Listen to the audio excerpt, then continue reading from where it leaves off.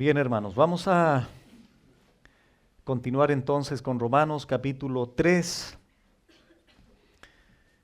Esta última sección de este capítulo, del versículo 21 al 31, pero tomé la decisión en mis tiempos de la preparación del sermón de dividir en tres partes estos versículos. Por tanto, vamos a iniciar hoy día del 21 al 23. La próxima enseñanza será del 24 al 26 y la última del capítulo 3 del 27 al 31 será la tercera parte de esta última sección de Pablo, y quise titular toda esta porción, el don de la justicia divina, el don o el regalo, la dádiva de la justicia divina. Dice Romanos 3, 21 al 23 así: pero ahora, aparte de la ley, se ha manifestado la justicia de Dios, testificada por la ley y por los profetas, la justicia de Dios por medio de la fe en Jesucristo para todos los que creen en Él, porque no hay diferencia, por cuanto todos pecaron y están destituidos de la gloria de Dios. La gran pregunta, hermanos, la gran interrogante que vamos a responder en toda esta sección, no solo hoy día, sino en estos 10 versículos creo que son, es cómo puede ser salvo un pecador. ¿Cómo puede un pecador, un impío, recibir el perdón de Dios? Esa es la gran pregunta, el cómo. ¿En virtud de qué? Bueno, de su situación de pecado descrita en los capítulos 1, 2 y parte del 3. De hecho, hermanos, hemos llegado aquí a esta porción de las Escrituras que es tan importante, tan relevante, tan fundamental esta sección, que podríamos decir que todo el resto de la carta descansa en esto. De hecho, retrocedamos rápidamente, por favor, Romanos 1:16. Pablo algo habló, pero solo mencionó esto. Romanos 1:16, lo recordamos: porque no me avergüenzo del Evangelio, porque es poder de Dios para salvación a todo aquel que cree, al judío primeramente y también al griego. Porque en el Evangelio la justicia de Dios, ahí Pablo la menciona solamente, se revela por fe y para fe, como está escrito: mas el justo por la fe vivirá. Sin embargo, ahora el apóstol Pablo retoma la justicia de Dios, pero la desarrolla, pero la amplía de una manera mucho más profunda, la explica de una manera mucho más amplia. Por lo tanto, repito, esta sección, hermanos, es la sección más importante. Esto podríamos decir ya es el desarrollo pleno, puntual, del corazón del Evangelio, el corazón de la carta, la justicia de Dios. Hasta este momento hemos analizado, hemos descubierto, hemos estudiado lo oscuro de la vida del ser humano, ¿cierto? Lo negro de la vida del ser humano, común y corriente, pecador que pisa este planeta Tierra. Eso Pablo lo describió desde Romanos 1:18 en adelante, cuando comienza a hablar que la ira de Dios está sobre todo pecador. Romanos capítulo 2, centrándose en el judío, anteriormente en el gentil, y finalmente la acusación general: todos están bajo pecado, judíos y gentiles. Eso es lo negro. Entonces, como dijimos las enseñanzas anteriores, ¿qué hace el apóstol Pablo? Saca a la luz, manifiesta, describe toda la realidad caótica, negativa, terrible, pecaminosa del hombre. Por lo tanto, hasta este momento, hermanos, repito, Pablo ha desplegado abiertamente cuál es la triste, terrible, trágica, extrema condición del hombre. El hombre ya no puede ni siquiera respirar. Está con la soga al cuello, ya no haya cómo salvarse. ¿Por qué? Porque la acusación de Pablo es tan directa, es tan confrontacional, es tan clara, es sin ambigüedades, no deja nada en el aire, apunta al judío, apunta al gentil, apunta al ser humano en general. Entonces todavía estamos en ese túnel oscuro. Entonces Pablo, repito, establece de una manera indudable que el pecador no tiene remedio alguno desde la óptica humana. No tiene remedio. Y eso fue algo muy importante. ¿Por qué? Porque Pablo utilizó la ley de Dios. Esto eres tú, hombre. Esto eres tú, mujer. No puedes salvarte a ti mismo. No puedes agradar a Dios. No puedes ser acepto a Dios. No puedes. Es imposible. Pero ahora presenta la luz. Ahora presenta este cambio tan evidente, esta transición aquí, la cruz de Cristo, la obra redentora del Señor, la gracia de Dios, la propiciación de Cristo, la redención, la justicia gratuita, etcétera, etcétera. Antes de ir al texto, vamos por favor a una pregunta muy importante que se hizo allí en Job, capítulo 9. Job, capítulo 9, verso 1 y 2, que tiene obviamente pertinencia con lo que vamos a o estamos desarrollando. Job, capítulo 9, versículo 1 y 2, dice así: Respondió Job y dijo: ciertamente yo sé que es así. Escuche la interrogante ahora. ¿Y cómo?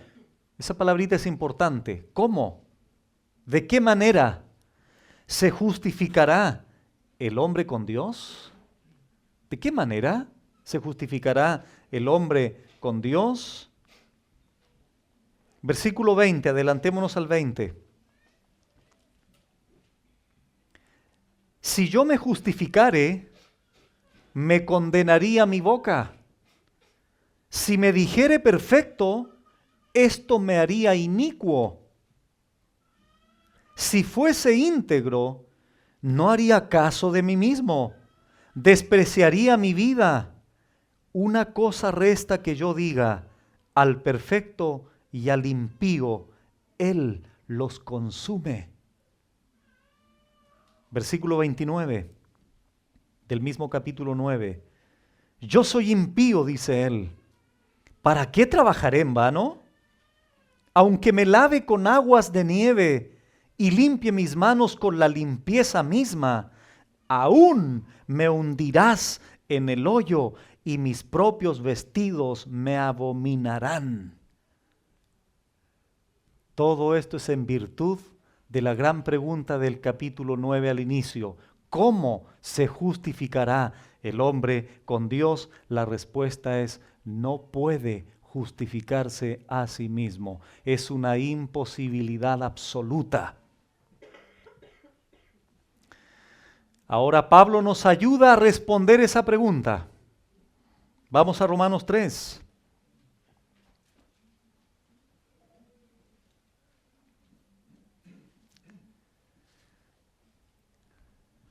Reitero el título de esta nueva sección: la justicia de Dios como un don, o el don de la justicia divina. ¿Qué dice el versículo 21? Vamos a ver algunas características de esta justicia como don de Dios. Dice Pablo, versículo 21, pero ahora, aparte de la ley, se ha manifestado la justicia de Dios, testificada por la ley y por los profetas. Hermanos, miren, el versículo 21, hasta donde está la coma, ese pero ahora es tan importante, tan importante, pero ahora. Y hemos dicho en otras ocasiones, en la Biblia hay benditos peros. En la Biblia son tan importantes, pero tan relevantes los peros. Les voy a dar un solo ejemplo para después regresar y entender este pero ahora. Vamos a Efesios 2, que es una idea similar, no es lo mismo, pero está obviamente relacionado. Efesios capítulo 2. La primera característica entonces de la justicia de Dios es que, lo vamos a ver a continuación, no toma en cuenta, no considera ni obras ni méritos humanos. Pero antes de llegar al desarrollo de ese punto o de esa característica, veamos estos peros en la Biblia, benditos peros. Dice Efesios 2, comienza Pablo aquí, y Él os dio vida a vosotros, ¿en qué circunstancia? ¿En qué condición?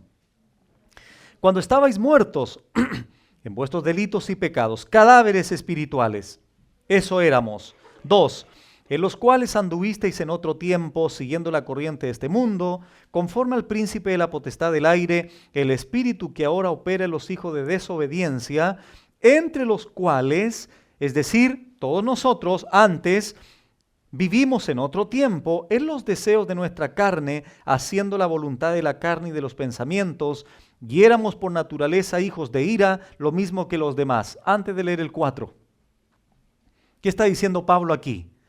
Todos nosotros antes éramos, ¿qué cosa? Cadáveres, muertos espirituales, hijos de desobediencia, hijos de ira. Andábamos bajo la potestad o bajo el gobierno del Dios de este siglo, de la potestad del aire, como dice allí, siguiendo la corriente de este mundo. Esa es la triste realidad. ¿Qué dice ahora el 4? Pero,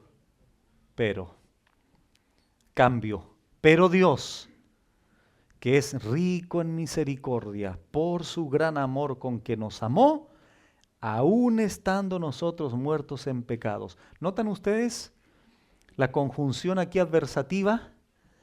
El contraste que se hace. Esto éramos, pero ahora somos esto. Dicho eso, regresemos a Romanos 3.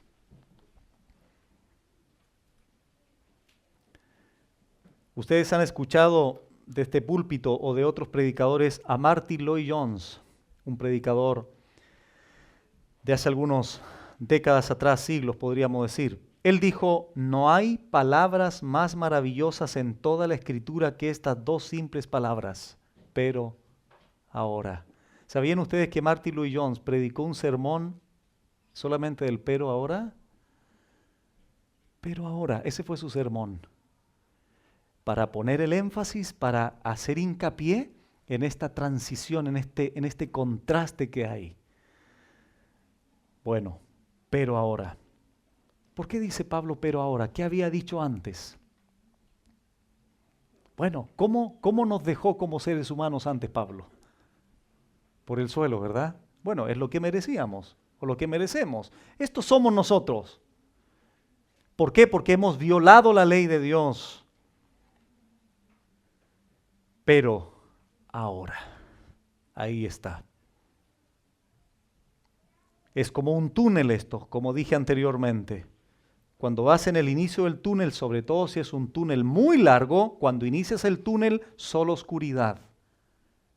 Creo que es el túnel Las Raíces, cerca de Lonquimay, donde uno es un túnel. Hay otros túneles también más largos, pero cuando tú entras no ves la luz.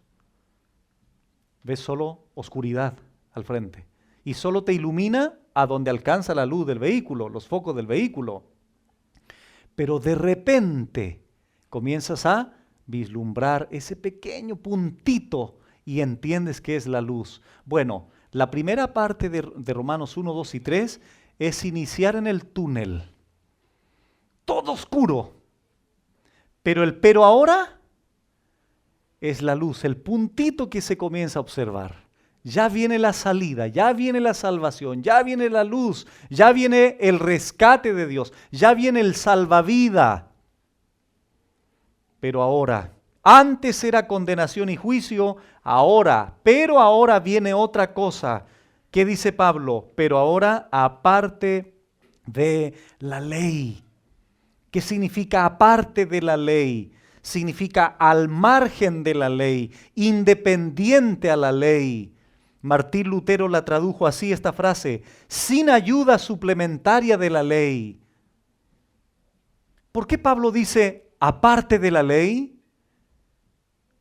Bueno, porque la ley, ¿qué demanda? Todo, absolutamente todo su cumplimiento de manera perfecta siempre. ¿Lo puedes hacer? No. ¿Lo puede hacer cualquier ser humano? No, no puede. Está imposibilitado de manera absoluta. Pero aparte de esa ley, porque no puede ser por esa vía, no puede ser por el camino de la ley, porque como he violado la ley me condena y me juzga Dios por esa ley santa, justa y recta. Recordemos que la ley resalta el pecado, subraya el pecado. Por medio de la ley es el conocimiento del pecado. Por esta razón Pablo dice tiene que ser algo aparte de la ley. Porque si fuera por la ley, ¿podría haber algún salvo? No. Leámoslo, Romanos 3:20, está ahí. Ya que por las obras de la ley, ningún ser humano será justificado delante de él, porque por medio de la ley es el conocimiento del pecado. Ahora, una aclaración necesaria. Estas palabras de Pablo, aparte de la ley, no está negando la ley Pablo. No se refiere a invalidar la ley. Se refiere a que a través de nuestros esfuerzos personales, a través de nuestras obras, tratando de cumplir esa ley o esa supuesta obediencia a la ley, es inútil. Porque ya Pablo ha demostrado que todo ser humano, judío, gentil, ha violado la ley de Dios. Por eso debe ser otro camino, por eso debe ser aparte de la ley. Hagamos un pequeño ejercicio. Si yo ahora te dijera, mira, Juanito, Pepito, etcétera, cualquiera de ustedes, te voy a comparar con una persona y te pongo como parámetro al peor criminal, al peor asesino, a la peor persona que tú conozcas, te aseguro que te sentirías mejor persona, porque el parámetro es un parámetro malo, un parámetro extremo. Y como tú crees que eres un poquito mejor, bueno, te sentirías superior o mejor. Pero si te coloco una persona ahora medianamente buena, entre comillas, desde el punto de vista social, desde el punto de vista, de la óptica humana, a lo mejor diría, sí, andamos por ahí. ¿Sabes cuál es el problema, hermano? Que el parámetro de medida no es otra persona. El parámetro es la ley de Dios, no otra persona. Y como Cristo cumplió perfectamente la ley, el parámetro siempre será Él. Pero como Él es absolutamente santo, perfecto, justo, recto, etcétera, etcétera, yo no me puedo comparar a Él. Tú no te puedes comparar a Él. Por eso, por vía de la ley, por vía del cumplimiento perfecto siempre de la ley, no podemos ser salvos. Lo único que hace la ley es apuntar tu pecado, resaltar tu pecado, condenarte al mismo tiempo. ¿Por qué? Porque hemos violado la ley de Dios. Entonces Pablo dice, ¿cuál es el otro camino entonces? Pablo dice, pero ahora, aparte de la ley, se ha manifestado la justicia de Dios, testificada por la ley y por los profetas. Aquí está el otro camino. Se ha manifestado, dice el texto, ha salido a la luz. ¿Qué cosa? La justicia de Dios. Esa justicia que Dios da como regalo. Esa justicia mediante el cual su fuente es Dios, el origen es Dios, no es la del hombre, porque el hombre es culpable, pecador, violador de la ley. Recordamos, hermanos, que la justicia es vivir lo que exige Dios, que vivamos de una manera perfecta siempre, permanentemente, constantemente, siempre, cada día, cada segundo, cada minuto, cada hora, cada día, cada semana, cada mes, cada año, conforme a sus demandas. ¿Quién puede hacer esto? Nadie. Por eso, aparte de la ley, ha salido a la luz, ha manifestado Dios la justicia de Dios. Es el otro camino, y no solo otro camino en comparación con la ley, sino el único camino. Y esa es una de las cosas, hermanos, que tenemos que poner mucho énfasis, hacer hincapié en esta verdad. Porque cuando hablamos con gente religiosa, cuando hablamos con gente que se cree buena, esto que está aquí, hermanos, es vital que lo comprendas para que tengas argumentos bíblicos y poder ayudar a la gente de que su moralidad, su propia justicia, sus supuestas buenas obras que tiene, no sirven para nada. Porque aparte de la ley se ha manifestado el único camino, que es la justicia de Dios como un don. Jesucristo es, lo vamos a ver a continuación, es la encarnación de esa justicia, porque solo Cristo vivió de manera total, completa, perfecta, siempre la ley de Dios.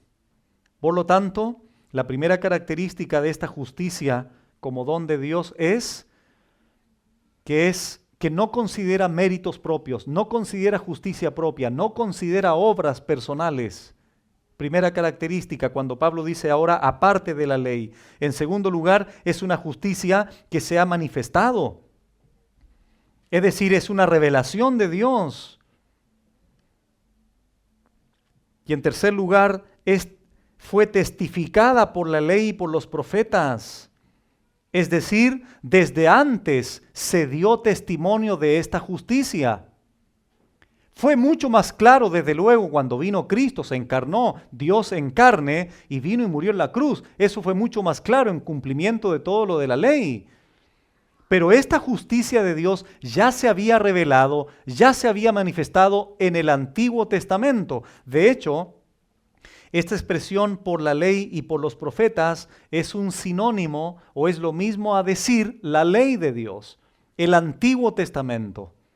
Ya había sido testificada, no es algo nuevo, hermanos, que Pablo estaba enseñando, no es que le vino así de repente, sino que Pablo se sustenta, Pablo se apoya en la ley, en el Antiguo Testamento. Vamos a recordar estos pasajes. Primero Romanos 1, recordemos esto. Romanos 1:2 o 1:1 primero. Pablo, siervo de Jesucristo, llamado a ser apóstol, apartado para el evangelio de Dios. Aquí se le llama evangelio, la buena noticia. Verso 2, que él había prometido, ¿cuándo? Antes. No solo en la cruz se consumó eso. Que él había prometido antes por sus profetas en las Santas Escrituras. Y ahí las Santas Escrituras son el Antiguo Testamento, acerca de su Hijo, nuestro Señor Jesucristo. Eso ya lo vimos. Entonces, esta justicia, hermanos, que habla Pablo en Romanos 3:21, se había dado testimonio de ella en el Antiguo Testamento. Vamos a ver dos pasajes más. Juan, por favor, Juan capítulo 5. Juan 5.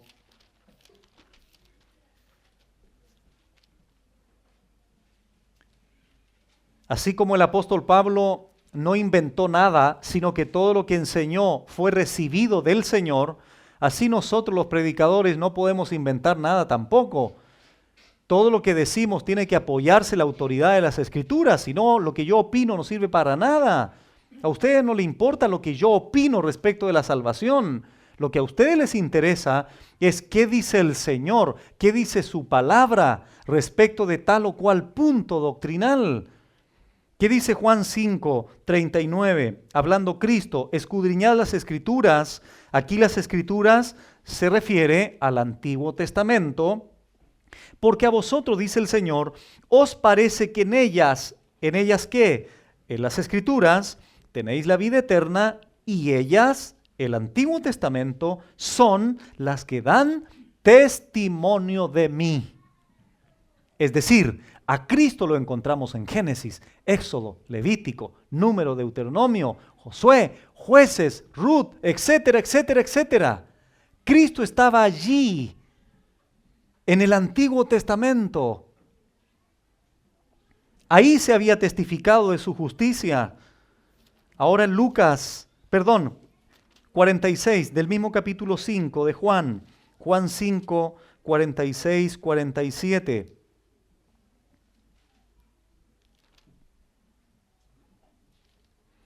Dice, porque si creyeseis a Moisés, que fue la persona que escribió el Pentateuco, los 5 primeros libros de la Biblia del Antiguo Testamento, me creeríais a mí. ¿Por qué, Señor? Porque de mí, dice él, escribió él. Es decir, en el Pentateuco ya se daba testimonio del Señor. 47. Pero si no creéis a sus escritos, Pentateuco, ¿cómo creeréis a mis palabras? Lucas, un libro antes de Juan, Lucas 4. Miren qué pasaje más interesante este. Lucas 4, versículo 16 al 21, dice así. Vino a Nazaret, donde se había criado, y en el día de reposo entró en la sinagoga conforme a su costumbre y se levantó a leer. Aquí se está refiriendo al Señor.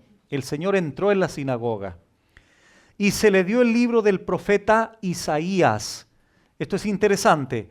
¿Qué estamos leyendo en Romanos 3:21? Pero aparte de la ley, se ha manifestado la justicia de Dios, testificada por la ley y los profetas. Ahora Cristo menciona a un profeta, Isaías, que dice, y habiendo abierto el libro halló el lugar donde estaba escrito, es decir, en el escrito de Isaías, lo siguiente: el Espíritu del Señor está sobre mí, por cuanto me ha ungido para dar buenas nuevas a los pobres, me ha enviado a sanar a los quebrantados de corazón, a pregonar libertad a los cautivos y vista a los ciegos, a poner en libertad a los oprimidos, a predicar el año agradable del Señor. Y enrollando el libro, ¿cuál libro? Del profeta Isaías, lo dio al ministro y se sentó. Y los ojos de todos en la sinagoga estaban fijos en él, es decir, en el Señor.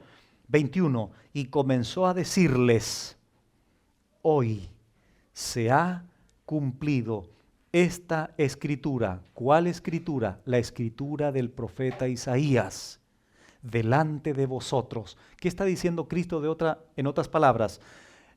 Isaías dio testimonio de mí. Pablo está diciendo en Romanos 3:21, la justicia de Dios que fue manifestada o ha sido manifestada a través de la ley y los profetas. Repito, Pablo no enseñó nada nuevo. Pablo enseñó algo que se había enseñado en el Antiguo Testamento. Ahora vamos a Gálatas 4:4, por favor. Gálatas 4:4.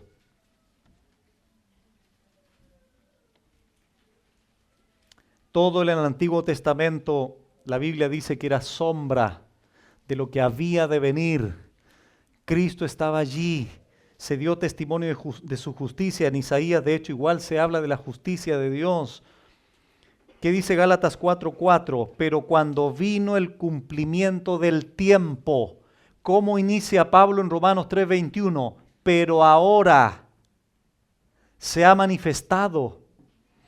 Pablo aquí ahora, la iglesia en Galacia dice, pero cuando vino el cumplimiento del tiempo, Dios envió a su Hijo. Dios se encarnó, la justicia de Dios se encarnó en su Hijo, nacido de mujer y nacido bajo la ley. En el momento oportuno, en el momento exacto, ni más tarde ni más temprano, Dios, en función de todo lo que se había adelantado en el Antiguo Testamento, envía a su Hijo en un contexto viene al mundo a través de una mujer bajo la ley. ¿A qué? A cumplir lo que se había dicho de él. ¿Por qué? Porque la justicia de Dios había sido testificada desde antes. Regresamos a Romanos 3. Leo de nuevo. Pero ahora, aparte de la ley, se ha manifestado la justicia de Dios, testificada por la ley y por los profetas. Cuarta característica de la justicia de Dios: es únicamente por medio de Jesucristo. Versículo 22. La justicia de Dios por medio de la fe en Jesucristo. Ese es otro distintivo de la justicia de Dios. Primera característica de la justicia de Dios, que no considera méritos ni obras humanas. Segunda característica, es una revelación de Dios. Dios la dio a conocer desde antes. Tercera cosa, fue testificada por la ley y por los profetas.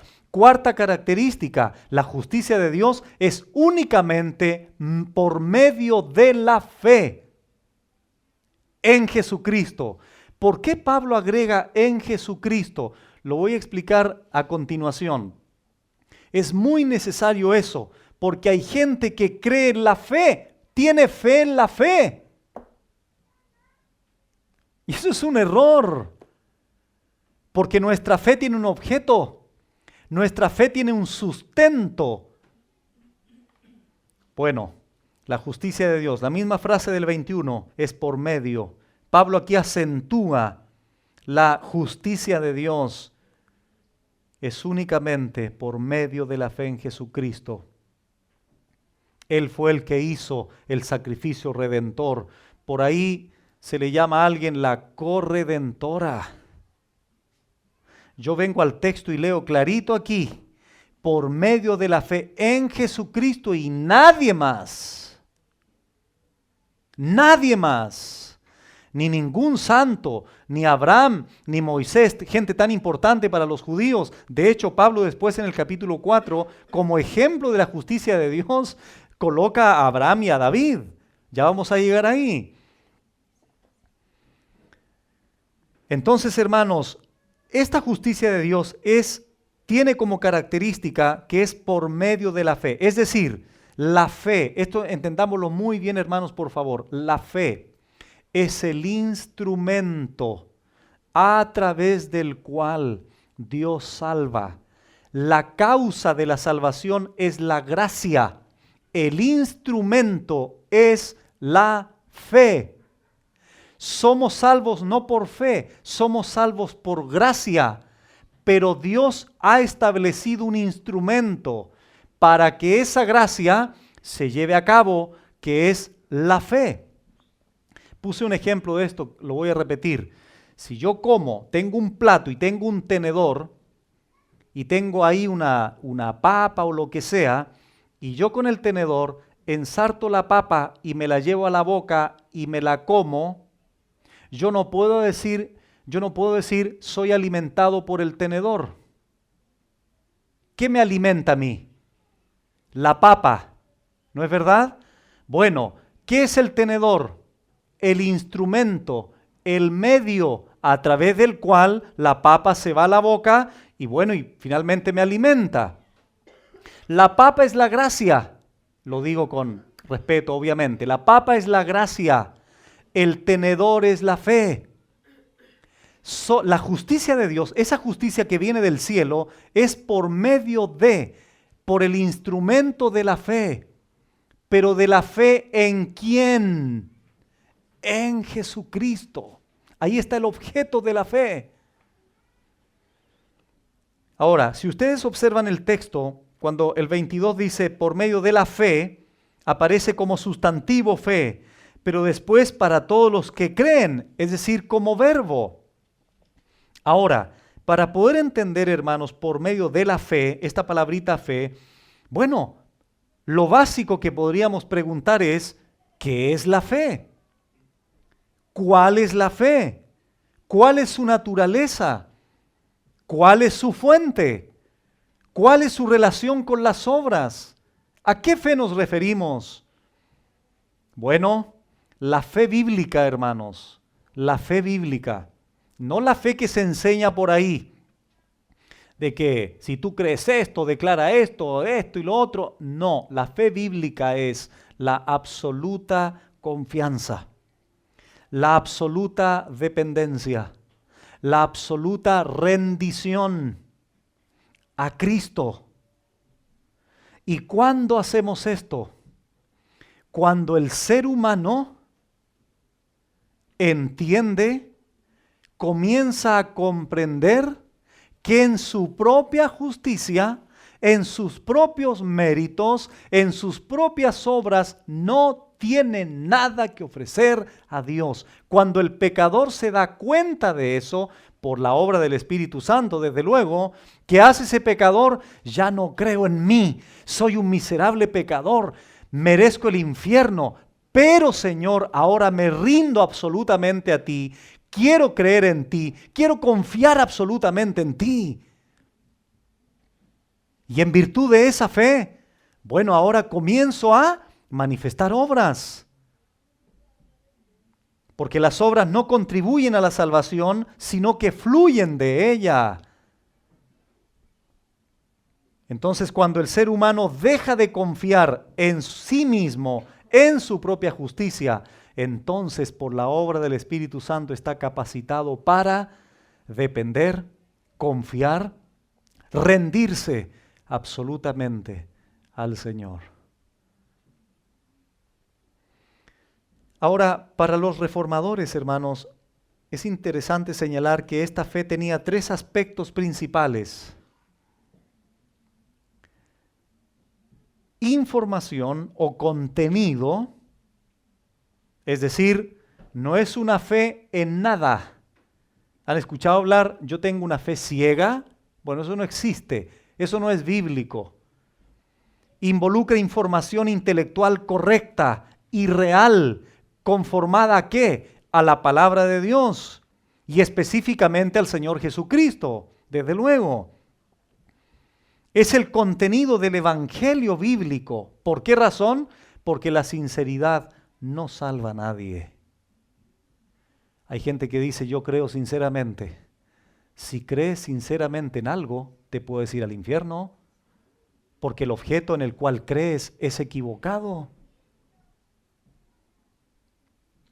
Y por eso hay mucha gente que es verdad que cree en algo, pero ese algo no es un contenido correcto, no es un contenido adecuado, no es una información pertinente a Cristo, conformada a la palabra de Dios, por tanto es una fe falsa, por tanto es un contenido falso.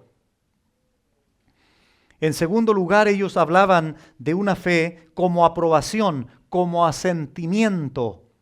Es decir, estar persuadidos, estar convencidos del contenido que creo. Que es un contenido verdadero, confiable. Esto tiene que ver con la convicción. Hebreos 11:1. Es pues la fe, la certeza de lo que se espera y la convicción de lo que no se ve. Cuando hay una certeza, cuando hay una convicción, cuando hay un convencimiento, podemos hablar de una fe genuina. Todo este sustento viene, repito, hermanos, de las Escrituras. Y el tercer aspecto es, desde luego, la confianza. Esto tiene que ver con la dependencia personal, con la confianza total, absoluta en Cristo. Abrazar con todo nuestro ser al Señor, lanzarnos en sus brazos. ¿Por qué? Porque ya hemos entendido que estamos muertos en delitos y pecados, porque ya entendimos que no tenemos justicia propia, o si la tenemos son como trapos de inmundicia, que es lo mejor que le podemos ofrecer al Señor, pura inmundicia. Cuando el ser humano comprende eso, es convencido por el Señor, por su Espíritu, entonces nos lanzamos a sus brazos. Así inmundos como estamos, sucios como estamos. ¿Para qué? Para que su sangre nos lave, nos limpie de todo pecado. Y esto involucra, por tanto, el corazón, la mente, la voluntad. Y ustedes saben, hermanos, que esta fe en Jesucristo es un regalo de Dios. De ahí el título, la justicia o el don de la justicia divina. Por eso es que más abajo vamos a estudiar, en la tercera parte de esta sección, cuando Pablo pregunta, ¿dónde pues está la jactancia? ¿Dónde? A ver. Cuando viene alguien y me dice, yo creí, pastor. Sí, es verdad, tú creíste. Pero ¿de dónde vino eso? De arriba. No te jactes. Ya vamos a llegar ahí. Tenía una gana de llegar rápido ahí, pero no puedo porque tengo que ir con calma. Ahora, quiero hacer un pequeño alcance. Eso, ¿dónde pues está la jactancia?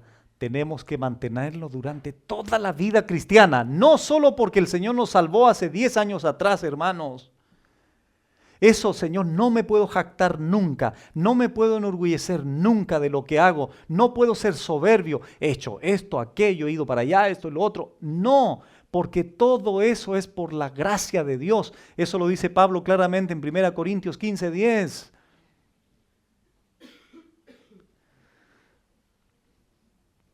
Efesios 2:8, porque por gracia sois salvos, por medio, ahí está nuevamente el instrumento de la gracia, la fe. No por obras para que nadie, ¿qué? Se gloríe.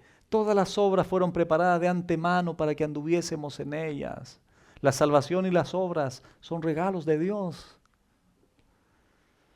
Filipenses 1:29, se nos ha concedido, se nos ha dado, carisma en el griego, un regalo, un don. ¿Qué cosa? Creer en Él y padecer por Él. Ahí está nuevamente el regalo. Hechos capítulo 5, el arrepentimiento también es un regalo porque la fe sin arrepentimiento no es verdadera fe. O arrepentimiento sin fe no es verdadero arrepentimiento. Como dijo Thomas Watson, un puritano, el creyente va al cielo con dos alas. Una se llama fe y otra arrepentimiento. Eso es un don de Dios. Bueno. La fe en Jesucristo, dice el texto, ¿verdad? No es una fe ciega, no es una fe en la fe, no es una fe etérea. Hoy mucha gente dice, si eres sincero, con lo que crees se va a cumplir. La fe mueve montañas, haz esto, haz aquello, todo sacado fuera de contexto. La fe en Jesucristo, el único camino al Padre. Ahora la pregunta es, ¿por qué Jesucristo y no otro? ¿Por qué no Buda? ¿Por qué no Hare Krishna? ¿Por qué no Confucio? ¿Por qué no Platón? ¿Por qué no grandes libertadores? ¿Por qué tiene que ser Jesucristo y no otro? Bueno, vamos a ver algunos pasajes, por favor, en Hebreos 4. Voy a ver solo este pasaje, leerlo y los otros los voy a mencionar. Hebreos 4, versículo 15.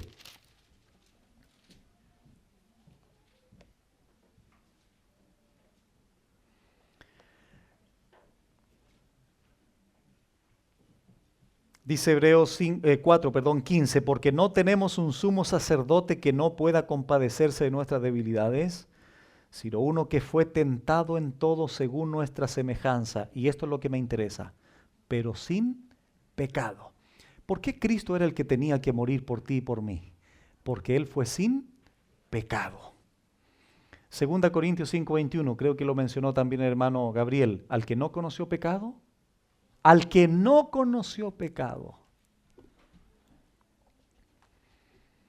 Hebreos 7:26 dice, porque tal sumo sacerdote nos convenía, y noten cómo se refiere al Señor, el escritor a los hebreos, santo, inocente, sin mancha, apartado de los pecadores y hecho más sublime que los cielos. El apóstol Pedro habla de él como de un cordero sin mancha y sin contaminación.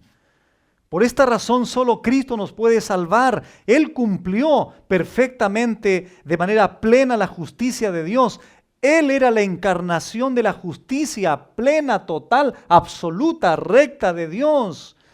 En toda su vida, en su obra, en su muerte y en su resurrección. ¿Quién más nos podría sustituir en la cruz más que alguien, Dios en la carne, en sustituto del pecador, del impío?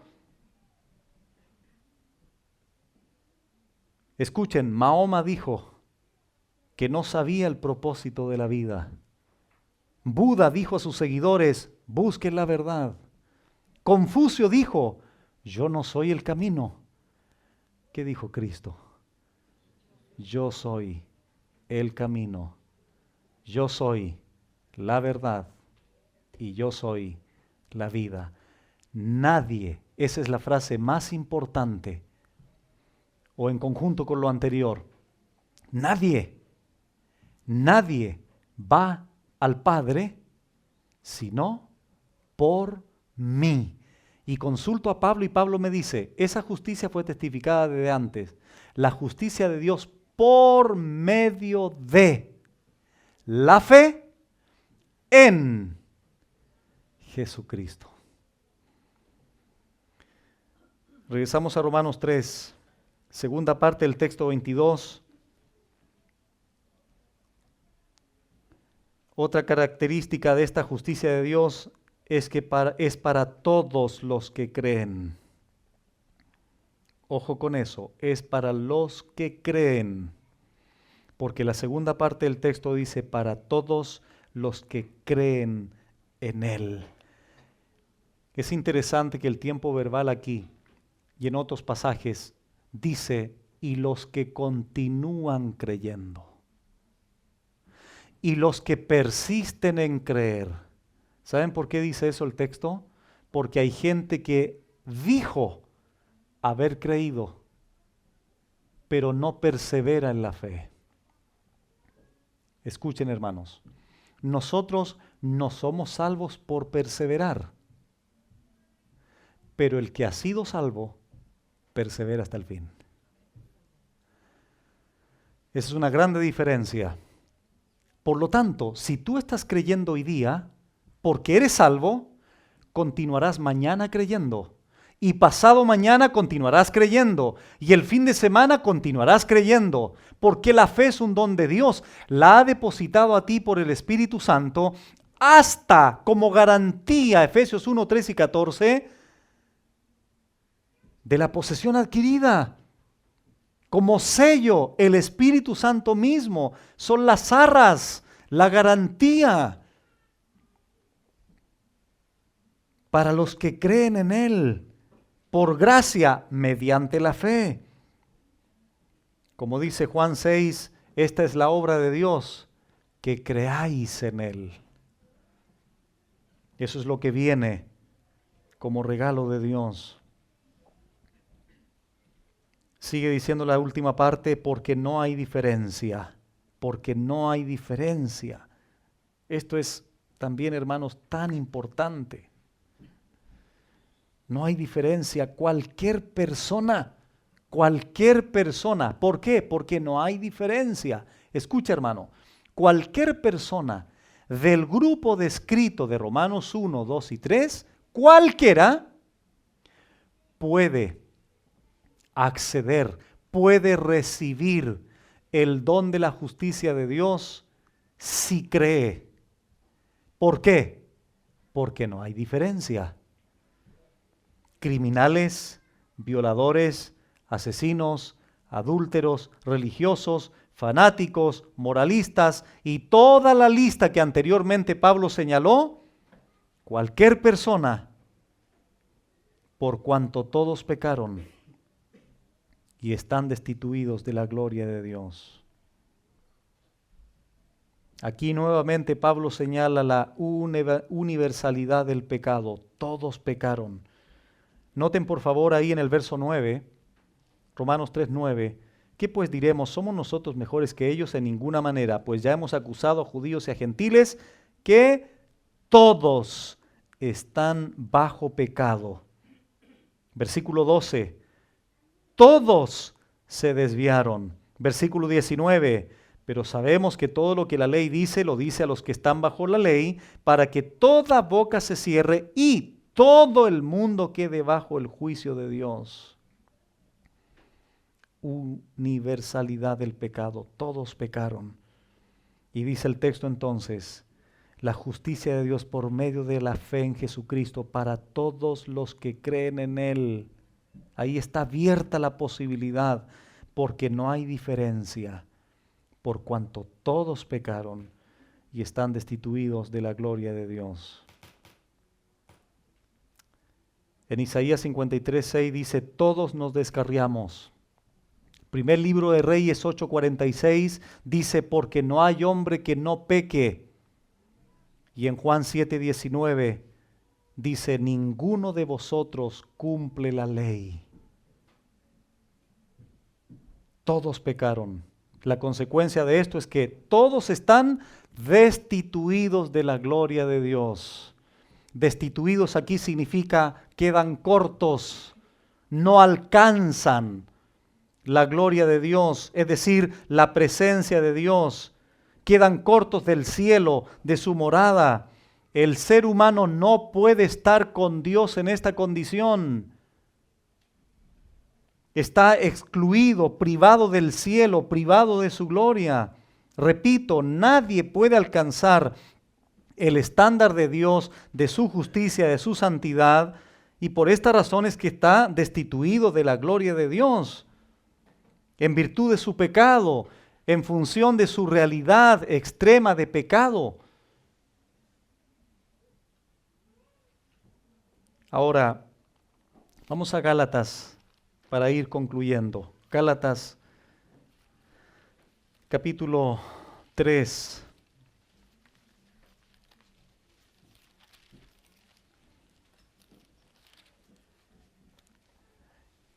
Mientras buscan Gálatas 3, Pablo dijo en Romanos 3:20, ya que por las obras de la ley, ningún ser humano será justificado delante de Dios. Porque por medio de la ley es el conocimiento ¿de qué? Del pecado. La pregunta es, ¿qué hago entonces? Ya lo ha dicho Pablo. ¿Qué hago entonces si he violado la ley? ¿A qué me lleva la ley de Dios? Bueno, Gálatas 3, versículo 23, dice así. Pero antes que viniese la fe, estábamos confinados bajo la ley, encerrados para aquella fe que iba a ser revelada. 24. De manera que la ley ha sido nuestro ayo, ha sido nuestro tutor. ¿Para qué? ¿Con qué propósito la ley? Para llevarnos a Cristo, a fin de que fuésemos justificados por la fe. Pero venida la fe, ya no estamos bajo ayo, pues todos sois hijos de Dios por la fe en Cristo Jesús, porque todos los que habéis sido bautizados en Cristo, de Cristo estáis revestidos. La ley fue nuestro ayo. ¿Quién era un ayo? En los tiempos bíblicos del apóstol Pablo, las familias greco-romanas tenían un esclavo, tenían una persona que hacía de tutor. ¿Cuál era la responsabilidad de este tutor? Que se le llamaba pedagogo, paidagogo se le llamaba, aquí se traduce por ayo. Era una persona que custodiaba, que protegía, que llevaba, que traía al niño de la escuela. También tenía la facultad de disciplinarlos, y muchas veces de manera severa. ¿Qué hacía el niño? Esperaba pacientemente el momento de ser adulto para ya no estar bajo tutor. ¿Qué pasó con la ley hacia nosotros? La ley, ¿qué es lo único que hace a nosotros? Nos apunta, nos condena. Y cuando ya, como lo dije al principio, estamos con la soga al cuello, cuando ya no tenemos ni siquiera aire para poder respirar, ¿qué hacemos entonces? Esa ley cumple su propósito, guiarnos. ¿A qué?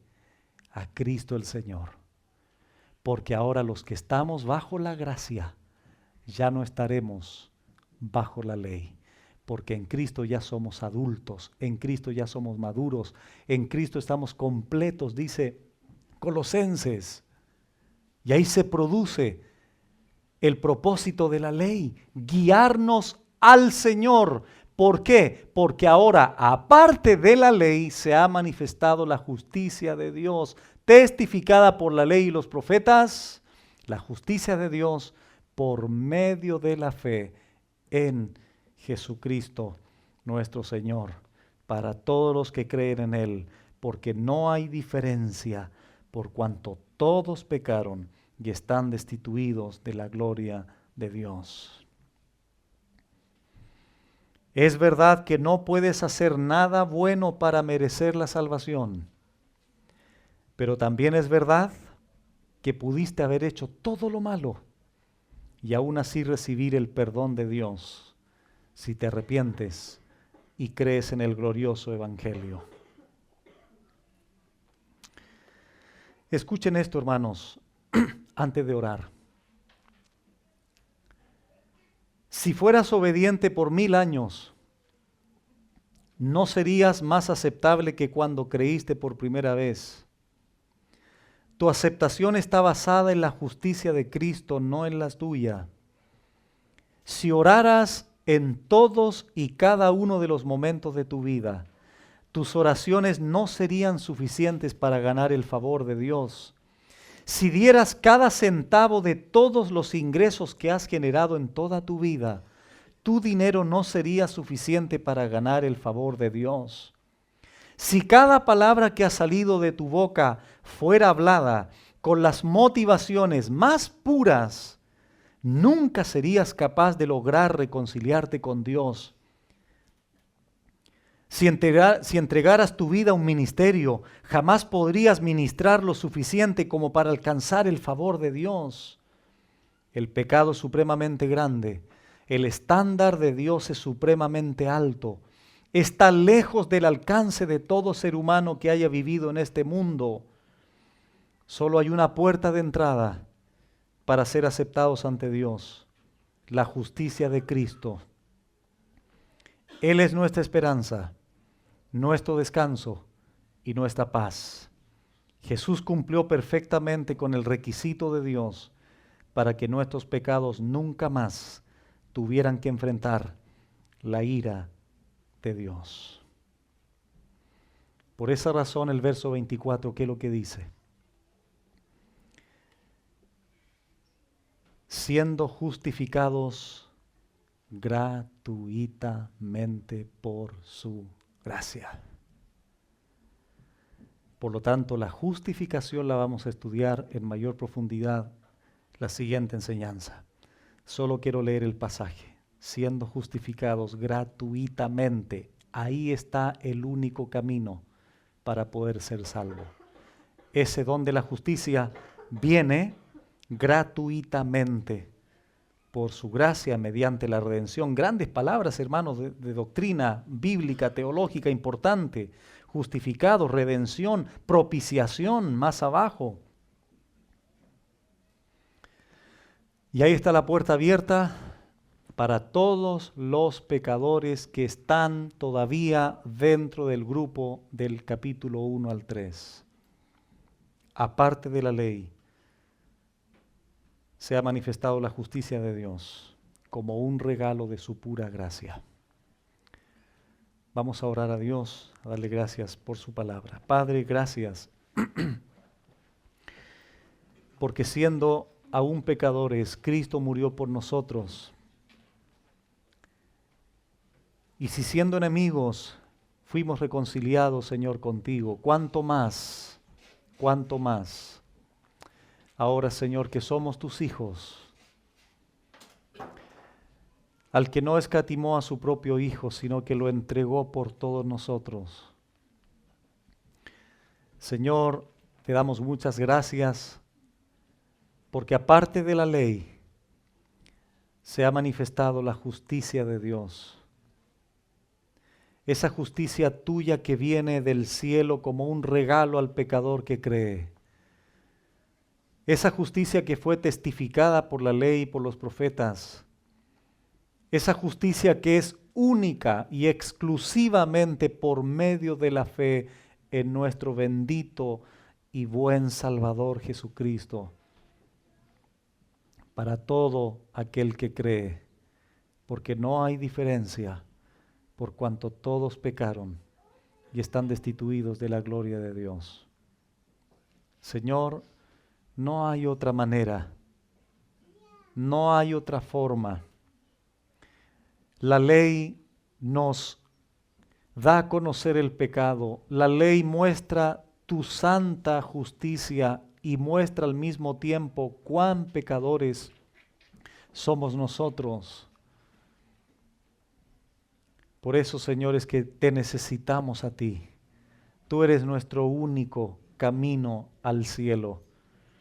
Cualquier persona que todavía está pensando que tiene algo bueno en sí mismo, cualquier persona que todavía sigue insistiendo en su religión, en sus obras, en sus méritos, en su bondad personal, en su benignidad inherente a su persona, Señor, que pueda entender que sus obras son como un trapo de inmundicia. Señor, no somos salvos por cumplir obras, por una justicia propia, por cumplir rituales, por sacramentos.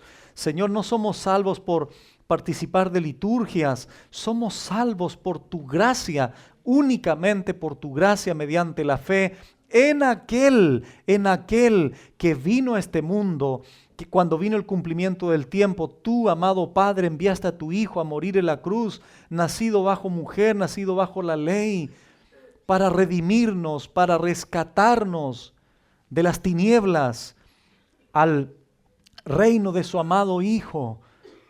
Gracias te damos, Señor, porque tu Espíritu Santo nos convenció a nosotros de justicia, de juicio y de pecado. Señor, te agradecemos porque nosotros ya no participamos o ya no pertenecemos al grupo señalado en Romanos 1, 2 y 3, porque por tu gracia hoy día somos tus hijos, somos aceptos en el amado, nos ves como a tu Hijo Jesucristo, Señor, y eso lo agradecemos desde la profundidad de nuestra alma, de nuestro ser. Te bendecimos, Señor, por esa bendición que nos has regalado, sin observar absolutamente nada en nosotros. Nos has regalado la fe, nos has regalado el arrepentimiento, pero al mismo tiempo, Señor, tú mandas a todos los hombres en todo lugar que se arrepientan de sus pecados y que crean en el Evangelio, porque habrá un día donde tú, Señor, vendrás a juzgar a los vivos y a los muertos para recibir la sentencia y la condena final en un infierno que arde con fuego y azufre. Permítenos, Señor, seguir predicando tu Evangelio para que todos aquellos que están, Señor, que tú conociste de antemano, que ya, Señor, glorificaste, predestinaste, justificaste y que aún no has llamado en la práctica, puedan venir al conocimiento del Evangelio a través de tu palabra y de la exposición del único Evangelio que existe, el Evangelio de las buenas noticias, de las buenas nuevas, de nuestro buen y maravilloso Salvador, Jesús. Señor, y si alguna persona ha escuchado este mensaje, Señor, por favor, que se pueda arrepentir, que pueda creer tu Evangelio y que tú le puedas perdonar y darle la vida eterna. Sea que esté en este salón o que esté en cualquier parte del mundo escuchando esta enseñanza. Te lo pedimos a través de Jesucristo tu Hijo. Amén.